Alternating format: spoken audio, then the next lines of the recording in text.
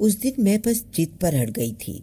मेरे मामा मामी मुझे समझा समझा कर हार गए थे कि मैं जीप पर ही शहर चलूं, पर मैं नहीं मानी थी।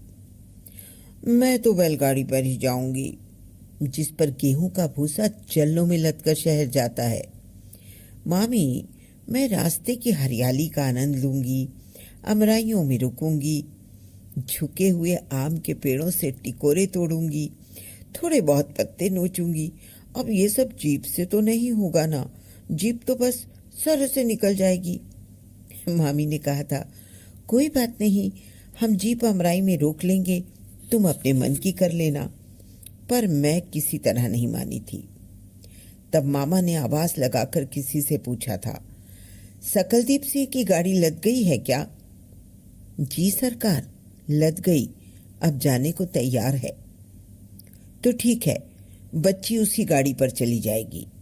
सरकार, भुस्सा की गाड़ी में कैसे जाएगी? देह छिल जाएगी। अब इसकी जिद है, क्या करें? मामी ने समझाते हुए कहा था, ऐसा करो, सलवार कमीज पहन लो। मैंने रॉ में जाकर उनकी साड़ी ही पहन ली थी और मामी का ब्लाउज मुझ पर बहुत ढीला हो रहा था, गांठ लगाकर पहनना पड़ा था। मुझे साड़ी में देखकर मामा जोर से हंस पड़े थे, पर मामी ने बलैया ले ली थी और गाड़ी पर चढ़ाते हुए कहा था, देखो, ठीक से ले जाना बच्ची को। तुम्हें मैं बराबर मामा के खलिहान में भूसा भरते, बैलगाड़ी में फसल लाद कर आते जाते देखा करती थी। तुम्हारा चेहरा मेरे लिए अनजान नहीं था। तुम अपने काम में मुस्तैदी से लगे रहते थे। कभी सिर उठाकर इधर उधर देखते नहीं पाया था मैंने तुम्हें। ढीली ढाली गोल गंजी, ऊंची धोती और कंधे पर मोटा फूलदार रंगीन तौलिया, यही तुम्हारा लिबास था। तुम बोलते कम थे, शायद यही मैं देखती थी। तुम्हारी ओर विशेष ध्यान देने का कारण भी यही था।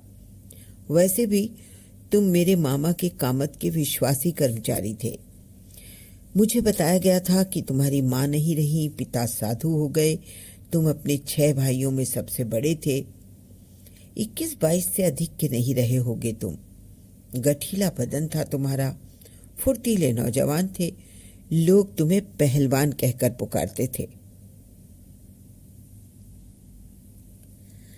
गाड़ी का मुंह नीचे किया हुआ था, बैल अगल बगल में खड़े थे, एक छोटी सी दरी बिछी हुई थी।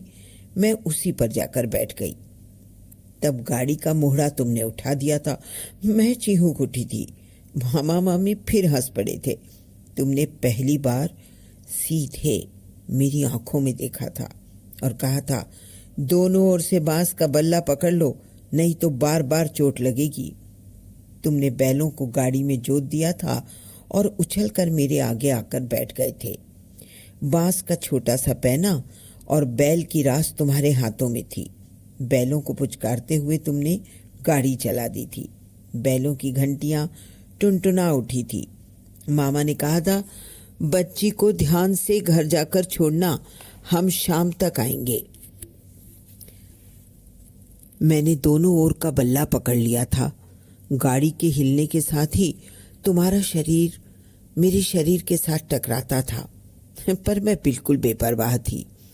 खेतों की ओर देखे जा रही थी। गाड़ी निर्जन एकांत की ओर बढ़ रही थी। पीले कनेर के फूल की तरह दोपहरी चटक पीली पड़ती जा रही थी।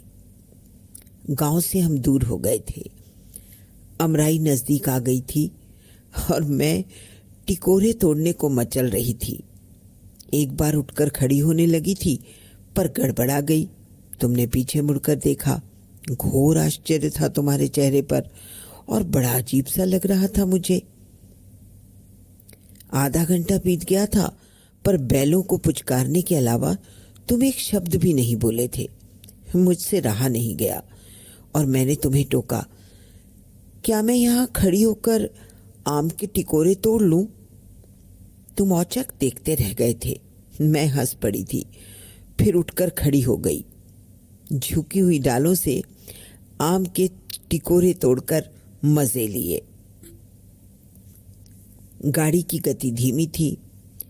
पल्लव सहित आम मेरे हाथों में थे, लेकिन तभी मैं झटका संभाल नहीं पाई, गिर पड़ी। तुमने चिहुक कर मुझे संभाल लिया था। फिर जाने क्या हुआ, तब नहीं समझा था। तुम्हारी बाहें और कसती चली गई, मेरी सांसें तेज होती गई थी। मैंने कोई प्रतिकार नहीं किया था, कर ही नहीं सकती थी। उसके बाद मैं पीछे जल्ले पर सिर टेक कर पड़ी रही। तुम निःशब्द गाड़ी हाँकते रहे। हम गंतव्य तक पहुंच गए। मामा की हवेली पर तुमने हौले से बाह पकड़कर मुझे उतारा था। तुम्हारे हाथ उस समय मुझे बड़े कोमल लगे थे। तुम्हारी आंखें याचक बनी थी। मैं उस दिन जाते ही खाना खाकर सो गई थी। शाम को मामा मामी आए थे। उन्हें ये देखकर बड़ा आश्चर्य हुआ था कि सहसा मैं इतनी चुप और उड़ी उड़ी सी क्यों हूं। मैंने किसी से कुछ नहीं कहा था। कुछ कहने जैसा था ऐसा मैं समझी भी नहीं थी। तुम सारा दिन ना तो कामत गए, ना ही अपने गांव। किसी बहाने से वहीं रुक गए। ऐसा लगा जैसे तुम डर गए थे। मैं 2 दिन बाद ही नानी के यहाँ लौट आई थी। स्कूल खुलने पर सब कुछ सामान्य हो गया, लेकिन कभी कभी मुझे वो सब याद आ जाता था तो मैं बेचैन हो जाती थी। उम्र बढ़ने के साथ साथ बेचैनी का एक दौरा सा पड़ने लगा।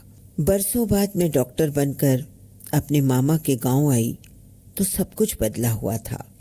कच्ची सड़कें पक्की बन गई थी, अमराइयाँ कट चुकी थी, वहाँ कारखाने बन गए थे, कॉलोनियाँ बसी हुई थी। गंगा पर पुल तो कब का बन चुका था। दिन रात ट्रकों और बसों की आवाजाही रहती। मेरे पति भी डॉक्टर थे और हम दोनों की ही नियुक्ति इसी इलाके में हुई थी। यहाँ आते ही जिस व्यक्ति की चर्चा सुनी थी वो तुम थे। इलाके में कोई भी मारपीट, खून खच्चर, अनैतिक व्यापार होता था तो तुम्हारा ही नाम लिया जाता था। मैं ये कल्पना भी नहीं कर सकती थी कि ये तुम होगे। लेकिन एक दिन मेरी मामी ने ही बात उठाई। उन्होंने कहा था, निगोड़े का राजयोग था, तस्करों का सम्राट बनकर सच्चा साबित कर दिया है। भला देखो, हमारे यहाँ रहकर इसने बैलगाड़ी चलाना शुरू किया था, अब कई ट्रकों का मालिक है, करोड़पति हो गया है। कैसे कैसे खूंखार काम करता है। आप किसके विषय में बात कर रही हैं मामी? अरे तुम्हें याद नहीं है बच्ची, एक सकलदीप सिंह था हमारे कामत पर, बैलगाड़ी में भूसा लाद कर शहर की कोठी पर ले जाता था। मेरे हृदय में बेतरह घबराहट सा आ गई थी। बड़ी मुश्किल से मैं बोल पाई, हाँ याद है। अरे वही शैतान धीरे धीरे एक टूटही गाड़ी खरीद लाया। मंडी तक व्यापारियों का माल ले जाता था उस गाड़ी में। अब पता नहीं कैसे वहां से तस्करी का गुर सीख आया और तस्करों का सम्राट बन बैठा। समझ में नहीं आता, उसे तो दस्तखत भी मुश्किल से करना आता था। सीधा इतना था कि किसी की ओर आंख उठाकर भी नहीं देखता था। खुद गरीबी में पला था, सो गरीबों के लिए सुनते हैं अब भी उसके मन में बड़ी ममता है। जब आता है 10-5 बेटियों की शादी करा जाता है। सुनकर काया जुड़ाती है, लेकिन काम कैसा गैर कानूनी और खतरनाक करता है। और उस दिन पहली बार मेरे मन में तुम्हारे लिए टीस सी उठी। इतने दिनों से मैं मात्र उस घटना को, उस पीड़ा की पुलकन को और सबसे अधिक अनायास जगा दी गई उस अनबूझ प्यास को याद करती थी। लेकिन उस दिन मैं तुम्हें स्मरण करने बैठी थी।